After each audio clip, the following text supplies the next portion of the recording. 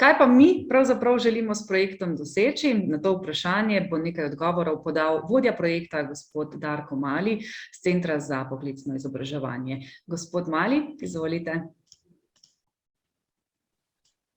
Hvala lepa za besedo.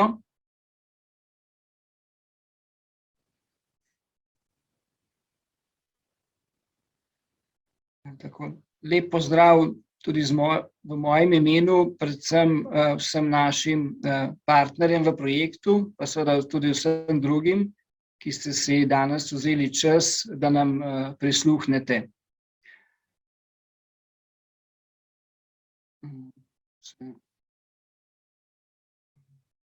Se opravičujem za tale spodrsljaj.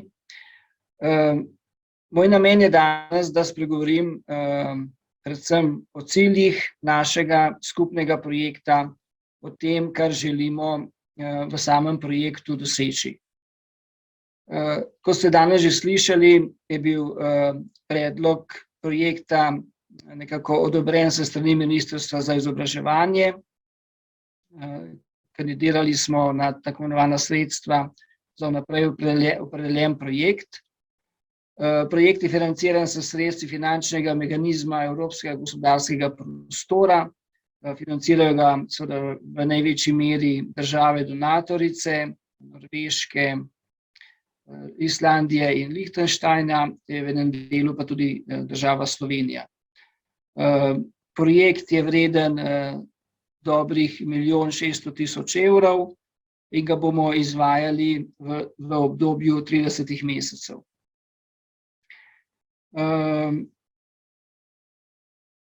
Sam odgovorni nosilec je Center za poklicno izobraževanje, vsega skupaj pa v partnerstvu sodeluje 11 projektnih partnerjev, še 10 partnerjev poleg CPI-ja. 5 jih prihaja iz Slovenije, in vsi partnerji bodo danes tudi nastopili. Prvi je seveda oddelek za pedagogiko in andragogiko Filozofske fakultete Univerze v Ljubljani, potem je tukaj Srednja tehniška in poklicna šola Trbovlje, Šolski center Celje in Šolski center Novo mesto in potem tudi Srednja tehniška šola Koper. Imamo pa tudi 3 partnerje iz Norveške in 2 iz Islandije. Partnerji iz Norveške so Univerza Osfold in pa 2 šoli, Srednja šola Siden in pa Višja šola Viken. Vse so z okolice Osla in potem še 2 partnerja iz Akureyrija na severu Islandije. Tako univerza in pa srednja šola iz tega kraja. Tako da imamo kombinacijo predvsem pedagoških partnerjev s pedagoškimi znanji, to so predstavniki 3 univerz in pa 7 šol, nekaj tako srednjih kot višjih, ki sem jih naštel. V naslednjem letu pa bomo k sodelovanju preko javnega povabila vključili tudi še dodatnih 8 šol iz Slovenije, ki boste povabljeni, da se pridružite predvsem usposabljanju učiteljev in pa delnemu pilotiranju tudi potem razvitih rešitev v samih razredih. To razpis bomo objavili spomladi in nekako potem z novim šolskim letom 2022-2023 tudi začeli sodelovanje. V samem projektu bodo pa seveda tudi razvito izobraževanje, ki ne bo dostopno samo preko tega, bi rekel, uradnega izobraževanja, ampak bo v precejšnji meri seveda možno tudi dostopati do vsebin in se samo izobraževati. Sama projektna ideja je nastala pač v vprašanju, ali je možno učenje v digitalnih okoljih tudi vključiti v redno izobraževanje. Pravzaprav nekako digitalni prostor tudi zaradi virusa postaja neka realnost. In seveda mnogi so se začeli spraševati, kako je to možno povezati, kako je to možno vključiti na ustrezen način tudi sicer v izobraževanje. Ob tem so seveda postavljala mnoga nova vprašanja, vezana na dijake, vezana na učitelje, vezana na varnost, tudi na same učne cilje in podobno. In vse to seveda želimo nasloviti v tem projektu.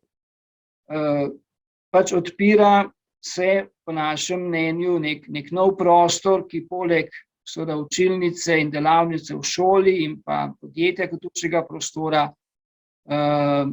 prinaša neke novosti.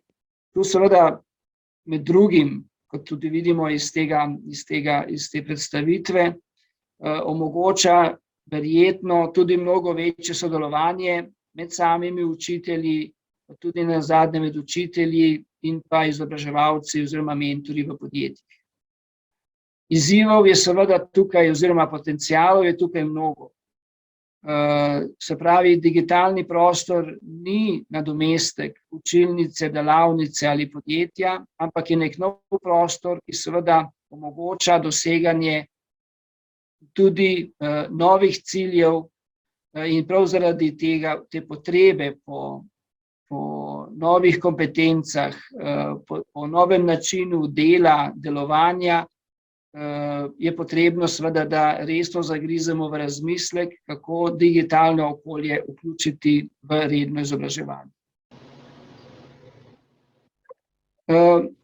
Omenil bi na začetku 3 temeljne usmeritve oziroma vodila našega projekta. Prva je, da želimo seveda oblikovati predvsem konkretne rešitve ali konkretne predloge, ki bi seveda bili razmišljani tako s strani izvajalcev, kot seveda tudi vseh, ki kreirajo šolsko politiko. Tukaj sem dodal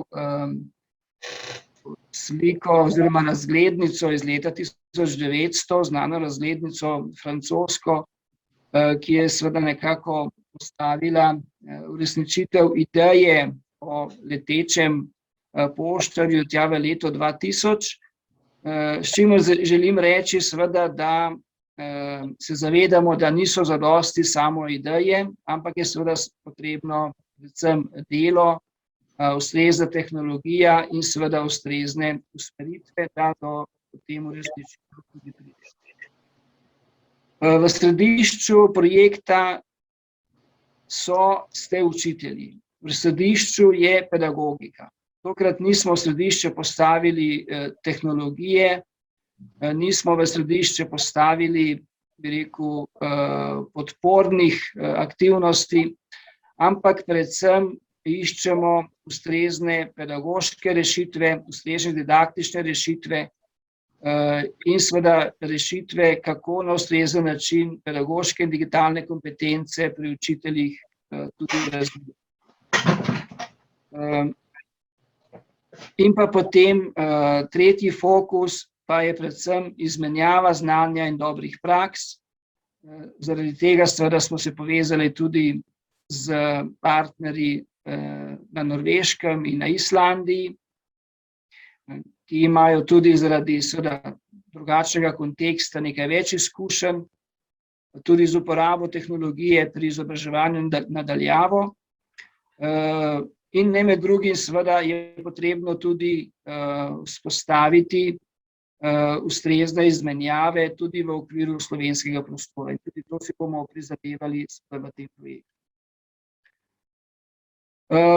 Kaj so glavni cilji, glavni dosežki? Še v 2 slajdih na kratko predstavim.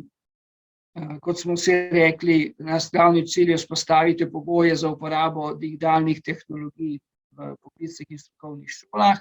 Pri tem bomo pa usmerili pozornost na 3 temeljne cilje. Prvič bi radi razmislili, kaj in kako šola strateško pristopi k uvajanju kombiniranega izobraževanja v šolski prostor. Tu bomo seveda na eni strani razmislili o ustreznih področjih, ki jih mora šola podpirati, in nenazadnje seveda bomo potem poskušali skupaj predstaviti tudi določene modele. Osrednji delovni paket je usposabljanje učiteljev in potem pilotiranje razvitih rešitev. Kot tretji cilj pa smo se zadali, da bomo skupaj z strokovnjaki in pa seveda tudi z učitelji tudi razvili nekaj tehnoloških rešitev za e-učenje in ob tem seveda vključili tudi same učitelje in pa dijake v ta razvoj. Tako, kot rezultati upamo seveda, da bomo pripravili kakovostno usposabljanje za vodstvene time na šolah, da bomo skupaj s pilotnimi šolami pripravili ustrezne strategije na posamezni šoli in da bomo seveda na podlagi teh izkušenj partnerjev tako v Sloveniji kot na Islandiji in na Norveškem tudi razvili določen model ali pa več modelov kombiniranega izobraževanja v poklicnem in strokovnem izobraževanju. Tudi v drugem delu je poudarek na usposabljanju. Kot rezultat bomo pripravili tudi zbornik samih primerov učnih priprav in pa seveda pilotiranje tega izobraževanja bomo evalvirali in oblikovali določena priporočila. Vzporedno pa bodo na šolah z učitelji in pa z zunanjimi strokovnjaki tudi razvili nekaj gradiva, kot so video, potem obogatena in virtualna resničnost, pa tudi kakšna resna igra. Tako da bomo imeli tudi nekaj konkretnih gradiv, ki bodo seveda potem tudi pilotno preizkušena skupaj z učitelji v pedagoškem paketu. Toliko z moje strani. Tukaj smo ekipa na Centru za poklicno izobraževanje, poleg mene še Mihaela in pa Simona. Pripravljamo tudi spletno stran, ki bo objavljena v nekaj dneh. Sedaj pa res želim vsem še uspešno konferenco in pa seveda predvsem vabim vse naše partnerje, da spregovorijo o svojih pričakovanjih in izkušnjah na področju kombiniranega izobraževanja. Hvala lepa.